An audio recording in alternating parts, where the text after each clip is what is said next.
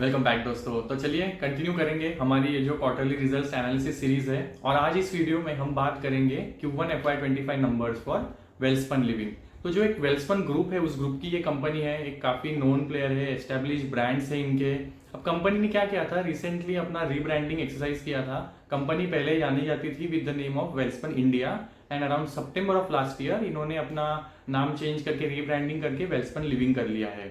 तो अभी कंपनी करती क्या है, तो कंपनी एक end to end home textile solution player है। मतलब घर में लगने वाले टेक्सटाइल की सारी चीजें ये बनाती है। फॉर एग्जांपल बेडशीट्स हो गया, बेड लिनन्स हो गया, या फिर कर्टन्स हो गया, कुशंस हो गया, कवर्स हो गया, देन जो रग्स होते हैं, बाथ रोब्स होते हैं, वो सब ये बनाती है। इसके अलावा इन्होंने रिसेंटली जो फ्लोरिंग सेगमेंट है, विनाइल पीवीसी फ्लोरिंग होता है, उस सेगमेंट में इन्होंने एंट्री लिया है। इसके अलावा वेट वाइप्स बनाती है, जो बेबी वाइप्स होते हैं, ये सब चीज़ें ये बनाती है। तो घर में लगने वाली may be it's coming from natural fibre, जैसे कॉटन हो गया या फिर आर्टिफिशियल मैनमेड फाइबर्स, पॉलिस्टर वगैरह, इन सब से जो बनने वाली चीज़ें ये बनाती है अपनी फैक्ट्रीज में।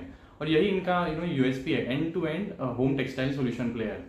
अब कंपनी का जो मेजरली बिजनेस है वो आता है एक्सपोर्ट मार्केट से, और एक्सपोर्ट मार्केट में भी ये B2B सेगमेंट में ऑपरेट करते हैं। मतलब एक्सपोर्ट मार्केट में जो बड़े बड़े रिटेल चेन्स होते हैं, इनको अपने प्रोडक्ट्स बेचते हैं। अभी हम एग्जांपल के तौर पे देखें तो यूएस में ये अपने प्रोडक्ट्स बेचती है, फॉर एग्जांपल वॉलमार्ट को, या फिर कॉस्को को, या फिर अमेजोन को। तो ये बड़े बड़े जो रिटेल चेन्स है, इनमें ही अपने प्रोडक्ट्स सेल करती है। इसके अलावा जो होटल प्लेयर्स है, जैसे मैरियट के साथ इनका टाइप इन यूएस। अगर हम थोड़ा यूके यूरोप साइड जाएं तो इनके प्रोडक्ट्स मिल जाएंगे आपको टेस्को में, जो अगेन रिटेल प्लेयर है। आइकिया में इनके प्रोडक्ट्स आपको मिल जाएंगे। तो इनका जो फोकस रहता है कि बड़े बड़े रिटेल प्लेयर्स के साथ टाई अप करके अपने प्रोडक्ट्स को सेल करो। तो जहां से इनको लार्ज स्केल अपॉर्चुनिटी मिलता है to to to grow their business. तो ये हो गया इनका रेवेन्यू की बात। अब अगर हम थोड़ा आगे बढ़े और इनके प्रोडक्ट्स की बात करें तो इनके 3 ओन ब्रांड्स है, इनके अपने खुद के ब्रांड्स है, जैसे स्पेसेस हो गया, इसमें अपने प्रीमियम सेगमेंट के प्रोडक्ट्स बेचती है। इसके अलावा वेल्सपन है, जो अफोर्डेबल सेगमेंट में अपने प्रोडक्ट्स बेचती है। जो थर्ड है क्रिस्टी।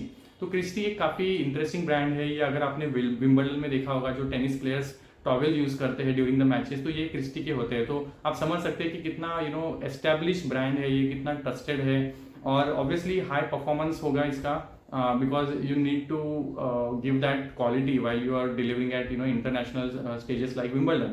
तो ऑब्वियसली काफ़ी नोन एंड ट्रस्टेड प्लेयर है इंटरनेशनल मार्केट में। अब अगर इनके जो अलग लाइसेंस ब्रांड्स है उनकी बात करें तो इनका टाइप काफ़ी रेंज ऑफ जो एस्टेब्लिश नाम है उनके साथ इनका ब्रांडिंग पार्टनरशिप है। लाइसेंस मिला है इनको to design, deliver, manufacture, distribute. तो अगर हम एग्जांपल के तौर पे देखें तो इनका डिज्नी होम के साथ लाइसेंसिंग है। तो डिज्नी के जो ब्रांडिंग को यूज़ करके ये टॉवेल्स हो गया, बेडशीट, ये सब जो प्रोडक्ट्स होती है, इनकी पूरी जो रेंज ऑफ प्रोडक्ट्स है ये बना सकती है। एंड इनको पूरे लाइसेंस है from designing, manufacturing, development and then also distribution in the UK and Europe market. तो ये एक एग्जाम्पल हो गया। इसके अलावा इनका स्कॉट करके एक लिविंग करके ब्रांड है। इसके अलावा अमेरिकन कॉटन है, उसके साथ इनका पार्टनरशिप है लाइसेंसिंग का। तो ये कुछ जो लाइसेंसिंग पार्टनर्स है ये एक्चुअली हेल्प कैसे करते हैं। अभी क्या होता है, कुछ रीजन्स में कोई प्लेयर डोमिनेटिंगली सेल होता है। तो अभी अगर ये इनके साथ लाइसेंसिंग अग्रीमेंट कर लेंगे तो जो रिटेल चेन्स है इनमें अपने प्रोडक्ट्स बेच सकते हैं, राइट। तो इनको ज़्यादा शेल्फ स्पेस मिलेगा उस रिटेल चेन में। तो इस तरह से ये अपने जहाँ पे एक तो अपने खुद के जो लेबल्स होते हैं उनको बेचते हैं, या फिर लाइसेंसिंग अग्रीमेंट के साथ उन जो रीजनल स्ट्रॉन्ग प्लेयर्स होते हैं उनके प्रोडक्ट्स भी खुद मैन्युफैक्चर करके वो सेल करते हैं। तो इनकी 2 pronged स्ट्रैटेजी है टू ग्रो। अब थोड़ा आगे बढ़ते हैं, इनकी मैन्युफैक्चरिंग फैसिलिटीज कहाँ पे है। तो ये जो कंपनी है ना, पूरी वर्टिकली इंटीग्रेटेड है। मतलब ये कॉटन से लेके, रॉ मटेरियल से लेके पूरा फिनिश प्रोडक्ट तक जो भी सारे प्रोसेसेस होते हैं बीच में, जैसे वीविंग हो गया, फिर निटिंग हो गया, फिर कलरिंग, मतलब जो पिगमेंटेशन होता है टेक्सटाइल फैब्रिक का, देन उसको फिनिशिंग करना, फिर फाइनल प्रोडक्ट बना के उसको डिस्ट्रीब्यूट करना। तो ये जो पूरा एंड टू एंड काम है टेक्सटाइल मैन्युफैक्चरिंग स्टेप्स में, ये सब कुछ खुद करती है। इनकी फैसिलिटीज ऑटोमेटेड है। और अगर आपने मेरा फिनियोटेक्स केमिकल्स का वीडियो देखा था, जिसमें मैंने बात किया था कि फिनियोटेक्स पूरा जो ये टेक्सटाइल मैन्युफैक्चरिंग का स्टेजेस है उसमें लगने वाले सारे केमिकल्स बनाती है। तो ये वेल्सपन वही एक ऐसा प्लेयर है जो पूरा एंड टू एंड अपने खुद के जो टेक्सटाइल प्रोडक्ट्स उसको बनाती है, वर्टिकली इंटीग्रेटेड प्लेयर है। इनकी जो मैन्युफैक्चरिंग फैसिलिटीज है वो इंडिया में गुजरात में 2 जगह है, वापी एंड अंजार, तो यहाँ पे इनकी फैसिलिटीज है। और इसके अलावा तेलंगाना में इनकी फैसिलिटी है। अब थोड़ा सोचिए इनकी फैसिलिटीज गुजरात के वापी अंजार में क्यों है, so that gives them advantage, right. अभी इनका जो बिजनेस है वो आता है एक्सपोर्ट मार्केट से, डोमिनेटिंग जो 90% इनका ऑलमोस्ट जो रेवेन्यू है वो एक्सपोर्ट मार्केट से आता है। तो एक्सपोर्ट करने के लिए you need to have access to ports. तो गुजरात में मुंद्रा सबसे बड़ा पोर्ट है हमारे देश का, तो वहां से इजीली इनको एक्सेस मिल जाता है to export in the other countries. तो that's why their facilities are located, तो इनका ट्रांसपोर्टेशन कॉस्ट बच जाता है if they are near to ports. तो ये हो गया इनकी बात। अब इनकी फैसिलिटीज जो है अंजार और वापी, यहाँ पे ये बनाते हैं इनके टेरी टॉवेल्स हो गया, जैकार्ड टेरी टॉवेल्स, इसके अलावा बेडशीट, बेड लिनन्स, ये सब बनाते हैं। और जो तेलंगाना वाला फैसिलिटी है वहां पे ये बनाते हैं फ्लोरिंग एंड बेडशीट्स। तो ये हो गया इनकी फैसिलिटीज के बारे में। अब इनका जो मार्केट शेयर है अगर हम थोड़ा उस पर बात करें ना, तो यूएस में इनका काफी स्ट्रॉन्ग होल्ड है, अराउंड 20%, 19 to 20% मार्केट शेयर है इनके पास when it comes to towel segment. Terry towel segment में इनका 20% का मार्केट शेयर है। इसके अलावा जो बेडशीट वाला सेगमेंट है उसमें 13-15% का मार्केट शेयर है इनके पास। तो इट्स क्वाइट लार्ज प्लेयर, ये अराउंड एशिया के जो टॉप 4 टेक्सटाइल एक्सपोर्टर है उसमें भी आता है। तो it's quite big player when it comes to textile export. And इनका जो डोमिनेशन है वो यूएस मार्केट में सबसे ज्यादा है, 65% के आसपास रेवेन्यू इनका यूएस से आता है। अराउंड 15 to 20% जो इनका रेवेन्यू है वो यूके और यूरोप से आता है। एंड जो रिमेनिंग 7 to 8% का जो इनका रेवेन्यू है वो डोमेस्टिक मार्केट से आता है। अब थोड़ा आगे बढ़ते हैं और इनके नंबर्स की बात करते हैं। तो अगर हम Q1 FY25 इनके नंबर्स की बात करें तो रेवेन्यू आया था अराउंड 2588 करोड़, 2600 करोड़ के आसपास रेवेन्यू आया था, जिसमें 17% की ग्रोथ दिखी थी। एबिटा आया था अराउंड 393 करोड़, जिसमें 15% का जंप दिखा था। एंड पैट आया था अराउंड 185 करोड़, जिसमें भी 15% की ग्रोथ दिखी थी। नंबर डिसेंट थे। अगर मार्जिन को देखें तो इनका एबिटा मार्जिन अराउंड 15-16% के आसपास था and PAT margin was around 7.2%। तो एबिटा मार्जिन भी ठीक ठाक थे इनके। अब तो अगर बात करें सेगमेंट वाइज, तो इनका जो होम टेक्सटाइल वाला ये जो सेगमेंट है ना वो मेजरली कंट्रीब्यूट करता है, अराउंड 90% रेवेन्यू यहाँ से आता है। फ्लोरिंग वाला जो इनका सेगमेंट है वो नए से अभी रिसेंटली स्टार्ट हुआ है और वहां से 8 to 10% का ही रेवेन्यू आता है। तो जो 90% revenue again came from home textile segment, और उसमें जो ग्रोथ थी वो अराउंड 17% की थी ड्यूरिंग दिस क्वार्टर, और इनके मार्जिन रहते अराउंड 15% के, तो ऑलमोस्ट इन लाइन विद जो इनके ओवरऑल नंबर्स है। और जो फ्लोरिंग वाला सेगमेंट है ये थोड़ा छोटा है, इसमें ग्रोथ भी कम है क्योंकि अभी तक ये स्केल अप हो रहा है। 2% का इसमें जंप था ड्यूरिंग दिस क्वार्टर, 2% की ग्रोथ आई थी और मार्जिन इसके अराउंड 9.2 के आसपास रहे थे ड्यूरिंग दिस क्वार्टर। अगर हम सेगमेंट की बात करें, जो इनका जो टेरी टॉवेल वाला जो ये सब सेगमेंट है, तो ये टेरी टॉवेल वाला जो सेगमेंट है उसमें 10% की इनको एक्सपोर्ट में ग्रोथ दिखी थी। एंड जो बेडशीट वाला सेगमेंट है उसमें अराउंड 35% की ग्रोथ दिखी थी इन टर्म्स ऑफ ये सब सेगमेंट जो इनका है। तो these are 2 prominent segments for the company और यहाँ से इनका मेजरली ग्रोथ आता है। अब थोड़ा आगे बढ़ते हैं। अब कंपनी अपने ग्रोथ के लिए क्या कर रही है, इनका कैपेक्स का वगैरह क्या प्लान है। तो कंपनी ने एक अंजार करके जो अपना फैसिलिटी है वहां पे कैपेक्स किया है 400 करोड़ का, और यहाँ से ये जो जैकार्ड टेरी टॉवेल्स है ये बनाने वाली है। अब ये प्रीमियम बीच टॉवेल्स है, प्रीमियम क्वालिटी के होते हैं and these are high margin products also. तो इस पे ये फोकस करती है और इसकी ये facility in product jacquard terry towels को बनाने वाली है। और ये रेडी कब तक हो जाएगी, ड्यूरिंग दिस क्वार्टर Q3, तो दिसंबर एंड तक इनकी फैसिलिटी ऑपरेशनल हो जाएगी, ऐसा मैनेजमेंट का कहना है। जो दूसरी इनकी कैपेक्स प्लान था वो था जो पिलो फैसिलिटी इन्होंने यूएस में प्लान किया था एंड अभी ये रेडी हो गया है। आई थिंक जुलाई एंड में इनका आई थिंक कंप्लीट हो गया था, सितंबर में वहां से प्रोडक्शन चालू हो गया है। तो in this month only, so we got an update कि it already has started production और कंप्लीटली ऑटोमेटेड फैसिलिटी है पिलोज बनाने के लिए।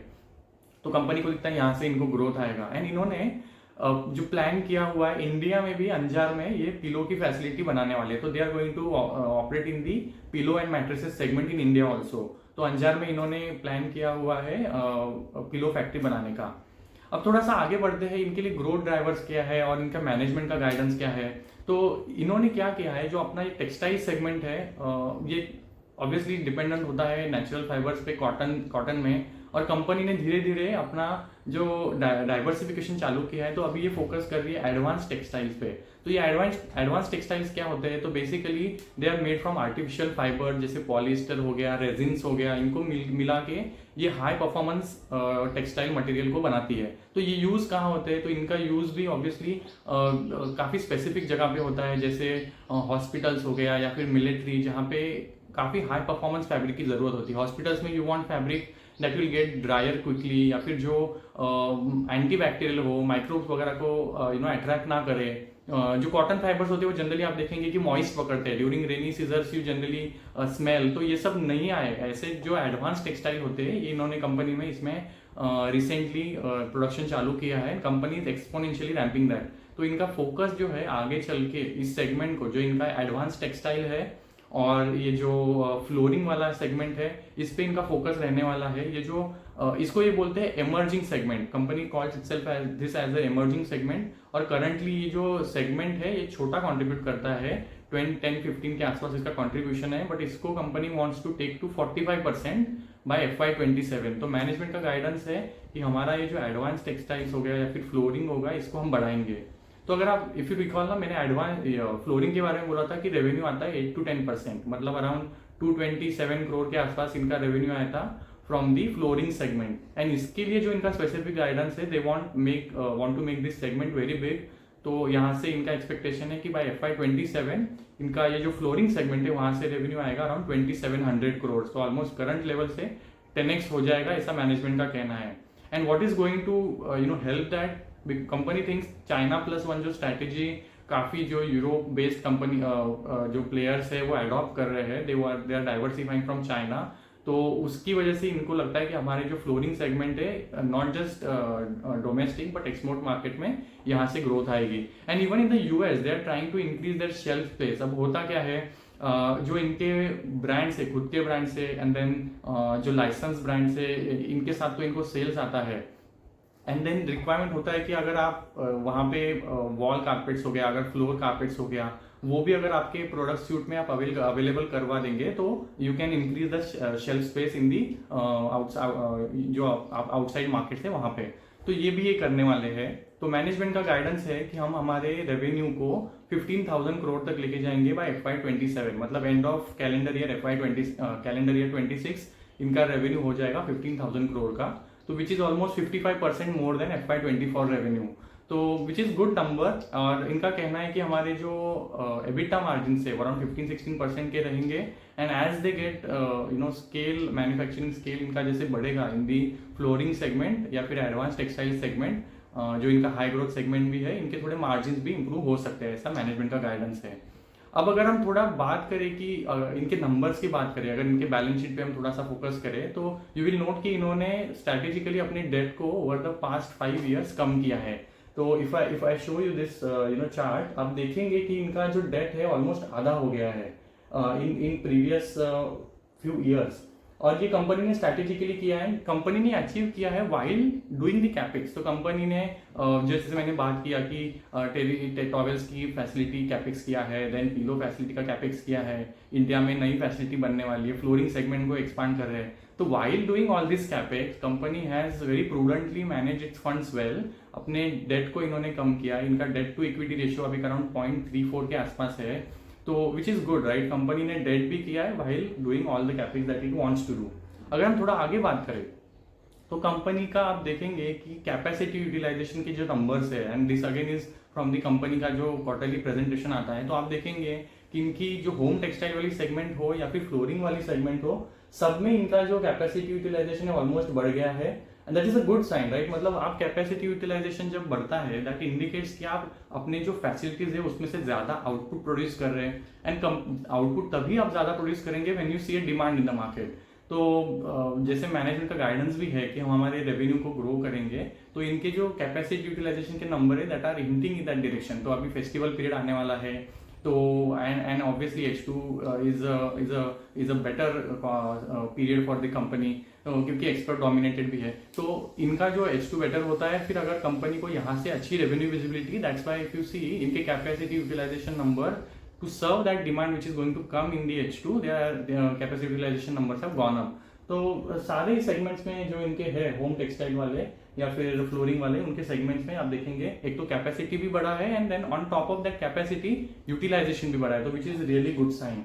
अगर हम थोड़ा सा आगे बढ़े और देखें कि इनका जो रेशो नंबर्स इन्होंने कुछ दिए हैं, तो यू विल नोटिस इसमें जैसे कैपेसिटी यूटिलाइजेशन बढ़ा है तो यू विल नेचुरली सी कि इनका जो एसेट टर्नओवर होता है वो बढ़ जाएगा। तो if you look at this trend, आप देखेंगे कि इनका जो फिक्स्ड एसेट टर्नओवर रेशियो है वो अराउंड 1.7 पे था, अराउंड अभी 2.9 पे हो गया है। तो what is fixed asset turnover ratio? कि आपके जो फिक्स्ड मशीनरी है या फिर जो भी आपके प्लांट है उसमें से आप कितना सेल जनरेट कर पाते हो, तो टर्नओवर होता है सेल। तो आपका जो फिक्स्ड एसेट सेम है, उसमें से अगर आप ज्यादा सेल जनरेट करेंगे तो your fixed asset turnover ratio will go up. तो इनका वो नंबर बढ़ गया है and which is in sync, जो कैपेसिटी यूटिलाइजेशन बढ़ा है तो those numbers are in sync, so that's also good sign. अब थोड़ा अगर हम बात करें तो इनका अभी हुआ क्या था, इनका जो रॉ मटेरियल है वो है कॉटन। अब कॉटन के प्राइसेस में there is always some fluctuations. तो आप if you note this chart, आप देखेंगे when Russia Ukraine war started तो cotton prices got impacted, cotton prices shoot up. तो ये इनका रॉ मटेरियल है तो इस पे इम्पैक्ट आता है। तो नाउ अब वहां से जब कॉटन के प्राइसेस थे अराउंड 1 लाख पर कैंडी, वहां से नीचे आ गए अराउंड 58,000 पर कैंडी पे अभी कॉटन के प्राइसेस चल रहे हैं। तो प्राइसेस तो नीचे आए हैं, बट कंपनी इसको मिटिगेट कैसे करती है? तो कंपनी का कहना है कि we have strong partnership with the farmers in Gujarat, Maharashtra, Telangana. तो इनका पार्टनरशिप होता है इन रीजन्स के फार्मर्स के साथ, इनको ये हेल्प करते हैं कौन किस तरह के क्रॉप्स को ग्रो करना है, उनकी केयर कैसे करनी है, एंड देन जब इनके प्रोडक्ट्स रेडी हो जाते हैं तो ये वहां से बाय कर लेते हैं। तो इनका 6 मंथ का इनके पास स्टॉक भी होता है, तो दे हैव विजिबिलिटी कि हम आगे के 6 मंथ को डिमांड को कैटर करने की लिए लगने वाला कॉटन अपने पास एज अ स्टॉक हमेशा रखे। तो that way they are able to mitigate bit of this fluctuation that is happening in the cotton prices. इसके अलावा क्योंकि कंपनी का बिजनेस आता है एक्सपोर्ट मार्केट से, तो ऑब्वियसली ये डिपेंडेंट है फ्रेट कॉस्ट पे। तो now look at this chart. अब हुआ क्या था, रेड सी क्राइसिस हुए थे and obviously Russia Ukraine war, तो इसकी वजह से जो फ्रेट कॉस्ट होता है वो भी बढ़ गया था। तो जहाँ पे प्रीवियस फ्यू इयर्स में 1000 के आसपास जो फ्रेट कॉस्ट इंडेक्स ट्रेड होता था वो 5000 पे पहुंच गया था while that war started. Now from that it also has come down, but then this is something which is not in the control of the company, right? मतलब freight तो company control नहीं कर सकती है, बट कंपनी is saying कि because of these fluctuations we can't give aggressive guidance on the revenue side. तो इनका जो गाइडेंस होता है ना हमेशा से बहुत कंजर्वेटिव होता है। ये गाइडेंस देंगे 12-15 का और ग्रो करेंगे 17-19-20% में, तो which is okay. I mean you are giving conservative guidance but you are doing better than what you guided for, which is positive. तो इनके लिए काफी कुछ सही जा रहा है। तो if you notice recently US में रेट कट हो गया है, तो अगर आई थिंक 50 बेसिस पॉइंट का रेट कट हुआ है, तो इनका जो रेवेन्यू सेगमेंट है, जो रेवेन्यू आता है मेजरली यूएस से आता है, 65% रेवेन्यू वहां से आता है। तो once rate cut happens it starts creating boost for your demand. तो यूएस मार्केट अगर अच्छा करेगा तो इनके लिए अच्छा होगा। इनकी अगर आप देखेंगे कैपेसिटी यूटिलाइजेशन उस डिमांड को सर्व करने के लिए वो भी ऑन प्लान है, ऑन टारगेट सब चल रहे हैं। तो अगर डिमांड बढ़ेगी तो उसको फुलफिल करने के लिए इनको ये नई फैसिलिटीज काम आने वाली है, बिकॉज एग्जिस्टिंग फैसिलिटीज जो है वो अराउंड 80-90% पे ऑलरेडी चल रही है। इसके अलावा आप देखेंगे कि मैनेजमेंट इज सो होपफुल, इन्होंने अपने गाइडेंस को भी इम्प्रूव किया है। गाइडेंस नंबर की तो हमने बात की, इसके अलावा इन्होंने रिसेंटली बायबैक भी किया है। तो कंपनी को लगता है कि अगर हम जाके आगे चल के अच्छा करने वाले हैं एंड हमारा शेयर अगर रिलेटिवली लोअर वैल्यूएशन पे करंटली चल रहा है तो कंपनी डज अ बायबैक। तो इन्होंने अराउंड 280 करोड़ का बायबैक भी किया था। तो now just imagine, I mean understand कि हो क्या रहा है। Management is giving good guidance sales के बारे में, इनको विजिबिलिटी अच्छी दिख रही है अपने एक्सपोर्ट मार्केट में, उसके हिसाब से ये अपनी कैपेसिटी को बढ़ा रहे हैं। तो इनके जो सारे स्टेप्स है ना वो राइट डायरेक्शन में मतलब अलाइंड है। एक तो गाइडेंस अच्छा है, कैपेक्स कर रहे हैं, बायबैक कर रहे हैं, फिर इनके लिए जो एक्सपोर्ट मार्केट में टेलविंड्स बन रहे हैं। सो कंपनी के जो मतलब if you can say in simple line ना, कंपनी की 5 उंगलियां घी में है, like everything is going good for the company at the moment. तो विल हैव टू सी कि आगे चल के जो इनका फोकस है एडवांस टेक्सटाइल या फिर जो इनका इमर्जिंग सेगमेंट है फ्लोरिंग ये सब कैसा करती है, हमको ये ट्रैक करना पड़ेगा। एंड जो H2 होता है ऑब्वियसली अगर ये बेटर करेगा तो इनके नंबर्स में वो रिफ्लेक्ट होता है कि नहीं। तो अब तक जो प्रीवियस क्वार्टर हो गया या फिर ये क्वार्टर हो गया, इनके नंबर डिसेंट आए थे, 18, 19, 17% के आसपास इनका रेवेन्यू ग्रोथ रहता है, विच इज डिसेंट इनफ। तो हम ट्रैक करेंगे। And company is not very expensive, I think 25-30 के आसपास इसका पी चल रहा है। तो you can verify, I mean you can check अगर आपको ठीक लगता है तो नंबर्स ठीक ठाक थे, मुझे इनका बिजनेस ठीक ठाक लगता है, इट्स गोइंग गुड। तो देखेंगे हम आगे चल के क्या होता है। तो do let me know if you have any comments और queries, will see you in the next video.